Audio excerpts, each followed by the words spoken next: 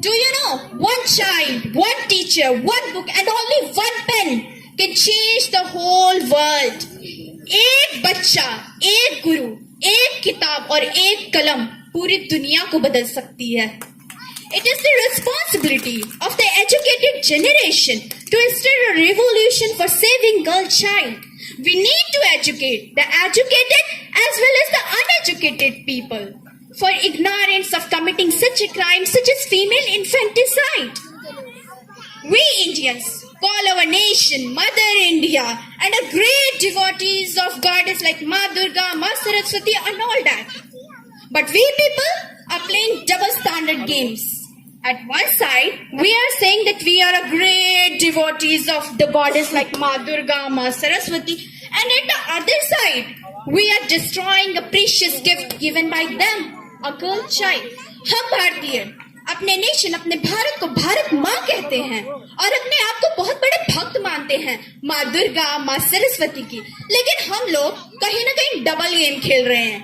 एक तरफ हम कहते हैं कि हम बहुत बड़े भक्त हैं माँ दुर्गा, माँ सरस्वती के, और दूसरी ही तरफ उनके द्वारा एक तोहफा दी गई तोहफा लड़कियों को पैदा होने से पहले ही मार देते हैं. Education is a basic need and a fundamental right of every human being. But I want to change the way the community looks at girls' education. Education हम सबका अधिकार है, इससे कोई नहीं छीन सकता हमसे.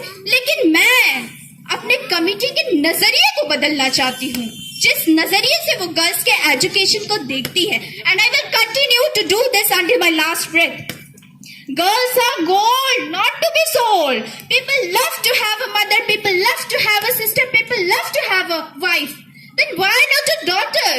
आप सबको अपनी माँ से प्यार होता है, अपनी बहन से प्यार होता है, अपनी पत्नी से प्यार होता है, पर आपको एक बेटी क्यों नहीं चाहिए? It is said that God created mother because he could not be present everywhere. Mothers are the shadow of a God. जो माँ होती हैं, वो भगवान का, ये गॉड का, ये ईश्वर का ही वो शेडो होती हैं. And yes, one thing more, beauty is not all about having a good face. It is all about having a pretty mind, a pretty heart and a pretty soul. सुंदरता वो नहीं जो हमारे मुखड़े से झलके, या सुंदर उसे नहीं कहते जिसका चेहरा अच्छा हो.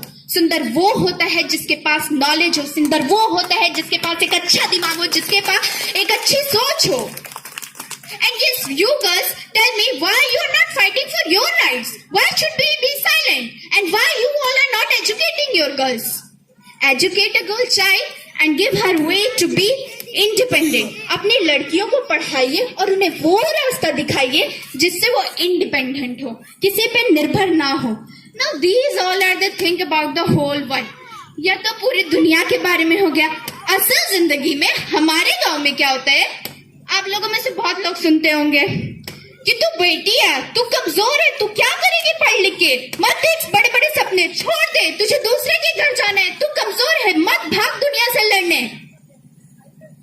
तू डॉक्टर इंजीनियर बनने के लिए नहीं पैदा हुई है, तो सिर्फ और सिर्फ घर के काम करने के लिए पैदा हुई है, चूल्हा चौका करने के लिए पैदा हुई है, बच्चे संभालने के लिए पैदा हुई है. क्यों लोग यही कह के रोकते हैं ना, यही कहते हैं ना आपको, लड़के कुछ भी करे चलता है, दारू पिए, अय्याशियां करे, जुए खेले, वो ठीक है. और जब कोई लोग इसके अगेंस्ट बोलता है तो लोग क्या बोलते हैं? भोजपुरी का वो कहावत कि घी का लड्डू टेढ़ो भला. वाह वाह वाह वाह. मतलब मानना पड़ेगा कि आपकी सोच कैसी है. मतलब गर्ल्स या बॉयज में इतना ज्यादा डिफरेंस. लड़कियों को एकदम ऊपर रखा जाता है, लड़कियों को कितना नीचा दिखाया जाता है. मैं आपसे रिक्वेस्ट करती हूँ कि अगर आपकी थिंकिंग ऐसी है तो प्लीज चेंज योर थिंकिंग. आप अपनी सोच को बदलिए और लड़का हो या लड़की, उसको समान अधिकार दीजिए, उसको एजुकेट करवाइए. वो जो बनना चाहती है उसको बनने दे. डॉक्टर बनना चाहती है डॉक्टर बनने दे, इंजीनियर बनना चाहती है इंजीनियर बनने दे, आईपीएस बनना चाहती है आईपीएस बनने दे. आप ये तो नहीं ना कह सकते तो कोई आईपीएस नहीं बनेगी, क्योंकि आईपीएस में जाके दूर दूर जाना रहता है. तू डॉक्टर ही बन, तू इंजीनियर ही बन. गर्ल हो या बॉय, आप सबको एक समान देखिए और उनको एक नजरिए से देखिए. आप लोग को याद होगा कि मैं पिछली बार भी आई थी और पिछली बार भी स्टेज ऐसे ही सजा हुआ था हुस्ना रुस्तम मैम के लिए. मैं स्टेज पे आई, मैंने girls education, female infanticide, dowry system, वगैरह पे बोला था। मेरे स्टेज से उतर जाने के बाद किसी सज्जन ने मुझसे प्रश्न किया कि जिक्रा आप कौन से फ्रीडम की बात कर रही हैं? European freedom? तो मैं आपको बताना चाहती हूँ कि यूरोपियन फ्रीडम में राइट टू एजुकेट भी है, लेकिन वो पोशाक पे बोलने लगे। और जब पोशाक पे बोलने लगे तब समझ में आया कि इतनी शर्मनाक बात है कि उनकी सोच वहां तक चली गई। आज अगर हमारी बहनों को आप लोगों ने पढ़ाया होता ना, तो एब्सोल्युटली उनके अगेंस्ट वो लोग बोलती कि आप ये क्या कर रहे हैं, आप ये कहां अपनी थिंकिंग को ले जा रहे हैं। और ऐसे लोग सिर्फ और सिर्फ गर्ल्स का, बेटियों का अपमान करते हैं, सम्मान नहीं। खैर, आपको पता है कि जब दो औरतें मिलती हैं तो क्या बात करती हैं? तुम्हारी बेटी को शादी लगा? तो कहती है हाँ लगा ना, बहुत नामी हकाती खानदान में लगा।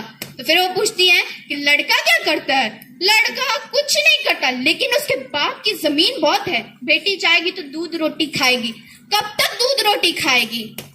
जब लोगों की शादियां लगती है तो जब लोग आते हैं तो लड़की की सुंदरता देखते हैं, खूबसूरत है ना, लंबी चौड़ी है ना, खाना बनाने आता है ना। एब्सोल्युटली आप भी अगर अपनी बहू को ढूंढेंगे तो आप भी यही सब चाहेंगे या नहीं? एब्सोल्युटली चाहेंगे।